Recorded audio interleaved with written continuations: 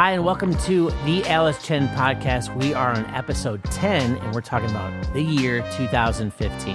You got it. Yep. Awesome. Well, Alice, let's start. What was 2015? So 2015, from what I remember, was a really good year, actually. So I was in my groove business-wise. I knew what I was doing. At this point, it was 10 years in the business. I know, right? 10 years. 10 years, So yeah. you're currently at 20 At 20, exactly. Wow, so it was halfway through my career so far. In the market, new home sales, as we talked about a little bit last episode, new home sales actually increased by 13% year over year. And so it was nearing almost back to 2006 levels. And then total home sales grew again by about 7%. It was still a buyer market from what I remember. And then there was still somewhat tight supply, not as tight as today. And then tight credit, kind of held some buyers back. Yeah, the credit scores. Yep. Yeah, restrictions. And then, so that was pretty much what the market was like at that point. Mm-hmm. Okay. Yeah. And who was your client base at that time? It was still much of the same. It was a lot of past clients, referrals, sphere, people coming from my sphere, people that I knew. And then I did notice a pattern, specifically that year. I don't know why, but year 10 in my career, when I looked through my past client list for that year, there were a lot of people that I definitely would not work with now. Okay. Just knowing their personalities and how they worked and things like that. Yeah. What types of things did you see that today you would say, no, not going to happen? Yeah, not going to happen. So little things to big things. So I'll give a couple examples. So there was one client in particular that I worked with that just never seemed to listen to whatever I said. Had amnesia. So from the first start of the listing, it was a listing, I gave a recommendation of price. They didn't want to listen, so I went with a higher price. Then when we weren't getting showings and it wasn't selling, then it was my fault because, of course, it's always my fault, right? Even though I recommended a lower price. So then they really wanted to get it sold and it wasn't selling. So they thought, well, maybe if we renovate the bathrooms and maybe if we paint the cabinets in the kitchen in this particular home because it had wood cabinets. And I said, well, I did mention those things in the beginning. I did recommend that. No, I don't remember that at all. It was their unique idea. Yeah. Okay. So then they did that. All right. Then we lowered the price and lowered the price again. And then at the end of it all, there was supposed to be a home warranty. It was a very small thing. A home warranty at that time was maybe $500-$600. Mm-hmm. And for some reason, it was on the contract, but it didn't make it to the settlement statement. Okay.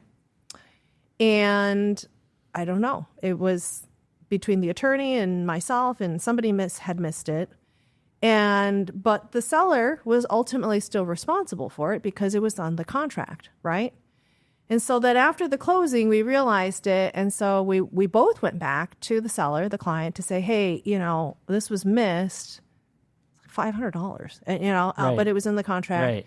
In the grand scheme of things, this house, let me just give you the full picture. The house wasn't like a low-priced house. It was probably $1 million home. Oh, wow. So, Again, keeping things in context, right? Mm-hmm. So I called very small percentage. Very small percentage. Yeah, it's literally like peanuts. So I called the client after the closing to kind of explain the situation. I didn't blame anybody. I just said it didn't get put on the settlement statement, but the buyer is still expecting it because it was in the contract. And their reaction was just out of this world. It was, well, it's your fault. You should pay for it. Really? Yeah. Even though it was on a contract that you signed. It's your fault. Yeah, it's your fault, Alice. Yeah. So good. You should I'm not the only it. one out there that has those amnesia clients. Yes, and then just going into going off into the deep end, basically like saying like the whole transaction was a disaster, everything's your fault, and this is just like the cherry on top. Oh yeah. I didn't really know how to respond to that. Yeah. Yep. So did you wind up paying for the? I did not. No, I dug my heels in because I'm a person of principle, and I just was like, no, like you. Okay. Yeah. All right. Good. That's good. So they paid for it? They had to. Yeah. Okay, The attorney all right. called them and was like, you have to. Yeah. Okay. All right. So Yeah. So you get the attorney involved, and that's what attorneys are good for in Illinois, right? That was it. Yeah. So that was just one small example of like, I would not work with people like that today. Well, yeah, I think I have the choice. Yeah, what I'm saying. seeing that in today's market too, is that there's so many people out there that do not know how to take control of their client. And not that we're strong arming people. There's a delicate There's a difference. There's a delicate difference. balance. Yeah. And I think that so many people just do not know how to do that in this market. And it might be just because, like you said, it's a little bit easier to sell. Yeah. Just because you put a sign in the yard and all of a sudden you get 15 people that are interested, especially when you see the market and the birth rate of millennials that are coming through as first-time home buyers. For sure. But at the same time, it's like you just see people going, I let the client tell me to do that. Yes. Like, yes. No, that doesn't work that way. No. Especially in that price point. It's just, if they're not going to be listening to you, then they're going to lose much more money than what they were putting into those bathrooms and They are. Yep. renovations, So They are. kudos to you. I like that. thanks. That's one of the Yeah. coolest things I've heard in a long time. But everything's my fault. So. Well, that's hard, but Yeah. and then you see the common denominator of people that are out, like Yeah. you see the broken relationships of that person, and you're going, okay, now there's a reason, right? There's a reason. Yeah. So. There's a reason. Yeah. What else did you see, like as far as other people, like personalities, patterns, Yeah, things that people would do that were like it just not going to work today? Yeah. So there was one client in particular that I didn't know it at the time. So again, like it all comes back full circle, in my opinion, from what I see. So at the time, I didn't know. I worked with them to list and purchase, investment properties, like condos in Naperville. And I didn't know it at the time, but later, not in 2015, later, several years later, they would refer to me their daughter and son-in-law. And to this day, even though it's been, let me think. Actually, it might have been during this time, actually. This is, we're talking 2015, right? Yeah. Yeah, it actually might have been around this time when they referred to me their daughter and son-in-law. And to this day, so it's been 10 years, I still want to egg their house. It's that bad. Yeah. So not their house, their daughter and son's house, that they refer to me. So they were probably single-handedly one of the worst clients ever. Okay. Yeah. And it didn't come to a successful ending because we didn't close. We didn't, find a home together. But just, it didn't make the client roster like when I was reviewing it because we never closed, right? But now it's just coming to my head of like why I would never work with somebody like them. So let's talk about them. Yeah. This is a good one. Yeah. Okay. So during this time, I was driving. I wasn't driving the car that I have now. I was driving an SUV. Okay. And they were coming from out of state to buy a house here locally. And they had cars, which is the weird thing. But they had me pick them up at their parents' house in Naperville for every single buyer tour instead of driving themselves. Okay. So let's start with that. Yeah. So I was like a chauffeur. Yeah. Okay. Right. So I picked them up, and it wasn't just the buyers, him and her. Okay. It was also their 4-year-old daughter. Okay. So I don't have insurance for that. So if it happened today, if somebody asked me today, I would say absolutely not. What if something happens? Yeah. Right? Right. Like, what if we get into a car accident? What if somebody hits us? Right? Yeah. Okay, so I just was newer. I just wanted everything, all the things. So I said, okay, all right, I'll pick you up, do all the things. Okay. So they put her car seat in my car, and we would go tour homes. All right? I know. It was very strange. I was like a chauffeur. Okay.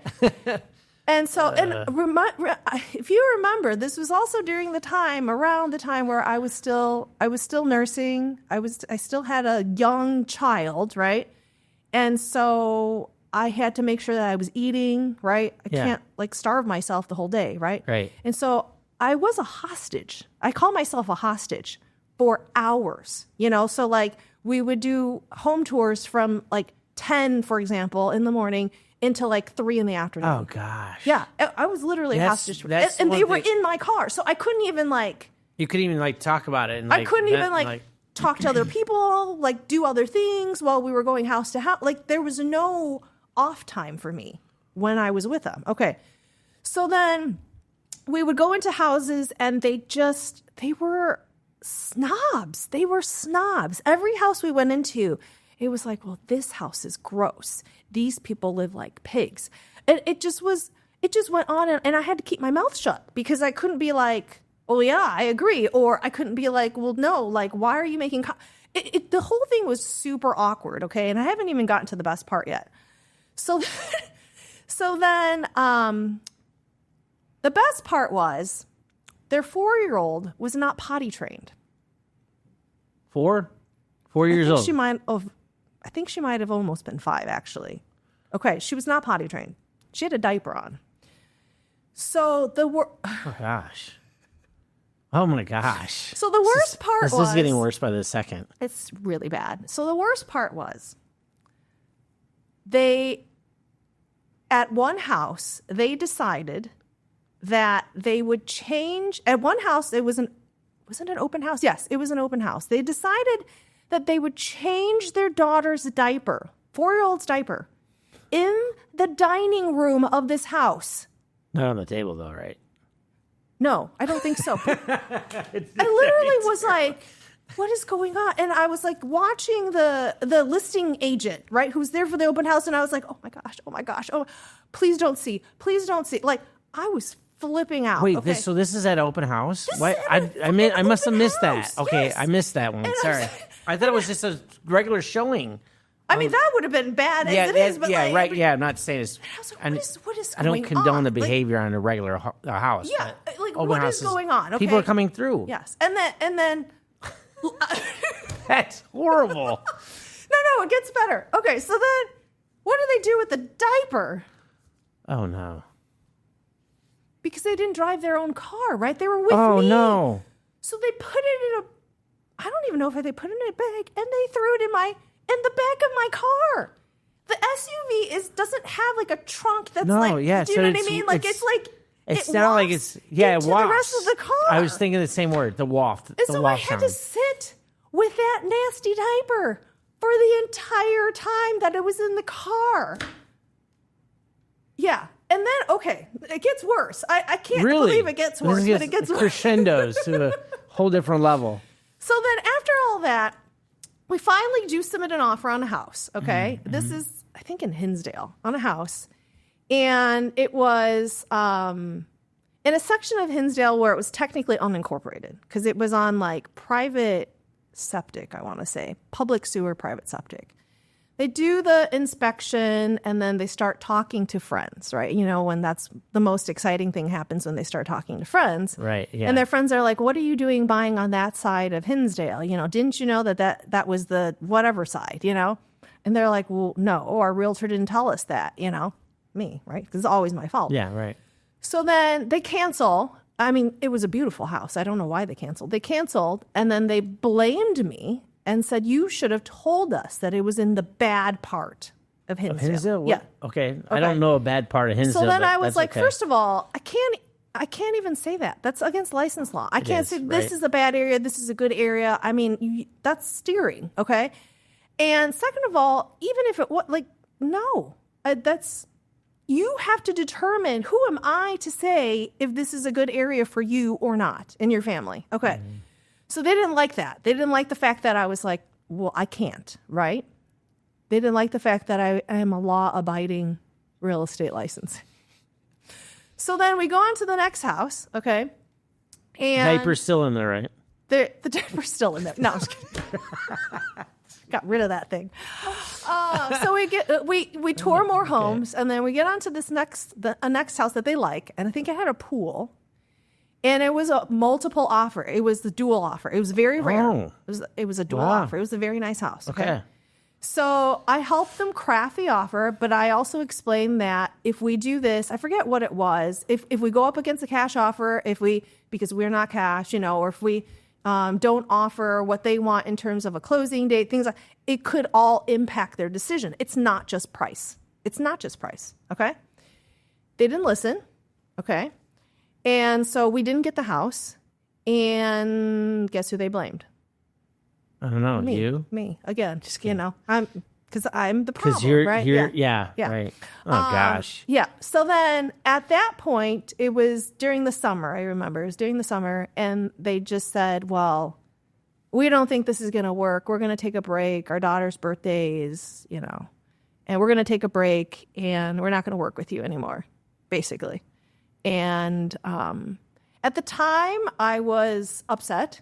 Because I had spent all that time and with the diaper deflating. I mean, you're just feeling defeated the whole way. It just had all the time in the world. And then you want to know the punchline of the story? Mm-hmm. So probably a year later, I looked in the tax records to see, because I was just curious, like what house did they end up buying, right? Just take one guess which house they ended up buying. The initial one. Wait, the one where the open house one? The open house one where they changed, so they felt the zen moment when they're changing the 4-year-old's diaper. Oh gosh! Wow. So that's the story in a nutshell of probably, if not the worst client I've ever had. Probably definitely in the top 3. I would say, worst. Okay, yeah. And it's the halfway point of your career. I know. Okay. But the thing is, it was, I can deal with, and I have patience. I can show you as many homes as you want to see. I have the patience to guide you through difficult situations. But what I can't tolerate is disrespect, because they treated me like the dirt on the bottom of their shoe. Yeah. They treated me like I was like beneath them. Yeah. I was a second, third class citizen, Yeah. And it was like, I definitely would not put up with that today. I would have been done with them on the day that the diaper situation would have happened. Yeah. Or I might have even called the kibosh on it when they asked me to pick them up. I would say no. If that's going to be your prerequisite, I'm not your agent. Right. That's what I would say. Right. Yeah. So it sounds like the moral of the story of this year was a learning moment for you to take control of the client and go, I'm not going to be abused. Yeah, I'm not going to be abused this way. And it's definitely easier when you have more business, Sure. Again, at the time, it's not like I was busy. I had business, but it wasn't like I had so much like over, the amount. I wasn't like head over heel, like just drowning in business. Right. That was not the situation. So I still felt like I needed to make do with everything that came my direction, if that makes sense. Mm-hmm. And so it was one of those things where it was a turning point, though, because I think I started to discover that, like, I don't think I need everything, because what did I end up with in this situation? Nothing. I lost time and... Yeah, I can't tell you that. I mean, and just, by the way, real estate agents have the hardest job out there. When we're looking at both sides of the fence, I'm sitting there behind a computer and just waiting for the call while you're showing 200 homes, babies changing diapers that are 4 years old. I mean, asking you to pick them up. Not a baby anymore, actually. Yeah, right. Toddler, right? Come on. Yeah. That's a good learning curve for anybody that's got a kid in these days. Get them potty trained after like... Before 5. Before 5, for sure, yeah. But I have the utmost respect for what you do and the hard work that you put in. And that having this kind of platform to tell people this is huge. Because it is. Because again, going back to our very, very first episode, like most people think like it looks very glamorous from the outside looking in. It looks like, oh, this is great. Everything's good. You do cool videos. Peachy it's like, thing. It's just everything's, rainbows and unicorns, and it's not. It's really not, Yeah. And even fast forward to today, I'm talking to so many agents. Like this industry right now as a whole is not for the faint of heart. It's not. It's making a shift, but at the same time, if you're not, mentally stable or working on your activities and actually being consistent with what you do that creates the volume, you won't be here. No, it's very very difficult. Yeah. So agreed. Yeah. So those are just a couple of examples of. Yeah. Wow. Well, let's go back to really quick. Just want to touch base on volume because you're growing your business. You're at the halfway point of your career. From where you're at today. Yeah. What are we looking at from 2014 to 2015? So these 2 years, I was really hitting my stride. So these were the years where I was still a cold banker, okay, and I was. It would have been maybe my second or third year in what at the time was called President's Club. So that was the top 1% of the entire company. And so we always went to a retreat every year, and we were treated very, very well, and then you got to network with the other top agents in different areas. And that's also where I got a lot of my referrals and developed really positive professional relationships, which some still exist today, actually, even though we're at different companies, things like that. So that was great. And my volume, I would say from what I remember, was somewhere in I was hitting around low 20s. I would say I was hitting my stride, so I was the number one agent in that office at the time. I think there was close to about 200 agents. Okay. And, I was really getting into my groove, one could say. Yeah. Yeah. Mm-hmm. Yeah. And I can't stress enough, when I really kind of started seeing a shift in my own business was when I did hit the President's Club. Oh, yeah. Because once you hit that, then you start building relationships that are way, way, and that's a wider scope. Exactly. And that's then the time where you're like, well, I'm here and I don't want to fall. So then you kind of set yourself to a higher standard. I want to maintain this at least, if not grow it. Right. And so then, 2014, 15, 16, and 17, those 4 years, I would say. So 2014 was the first year. 2015 would have been the second year where I was by volume, total volume, not just in Naperville, but total volume, the number one agent in Naperville. Yeah. Nice. So those were what I call my golden years. Yeah. Yeah. So, And it didn't come without pain. There was a lot. And I think people need to realize that hearing this is that you're going to hit numbers. It's not like all of a sudden the light turns on and you start just collecting paychecks and hitting these huge numbers. It's still with a lot of blood, sweat, and tears. It was, yeah. And it was it wasn't like a linear growth, Most people think it's just, you just go this way, right? It wasn't. It was almost like a ladder step up. So you would go up and then plateau a little bit, up, plateau a little bit. Mm-hmm. And it was in a lot of ways, and it still is today, it's 2 steps forward, 1 step back, because you learn things and then it's, kind of going into the team building too, a little bit. This was 2015 was the year that I actually found, we're still friends. She's no longer in the business, but it was when I found my buyer's agent, Britta. She was amazing. And so it was just by luck. So a lot of things in my career, believe it or not, happened by luck. It was not because I planned it or I knew what I was doing. I think most people looking in from the outside in, as we were talking about, Bill, they might think oh, well, she had everything planned. She's very organized. She had everything. I did not. This was sheer luck. So I was at the Coldwell Banker office at the time, and Britta was working at a different brokerage previously. She was an admin, and then she became licensed. And then she didn't really like the fact, she knew she wanted to be on a team. She didn't want to be the lead person, right? And she loved working with buyers, she realized, and she wanted to just be a buyer agent, okay?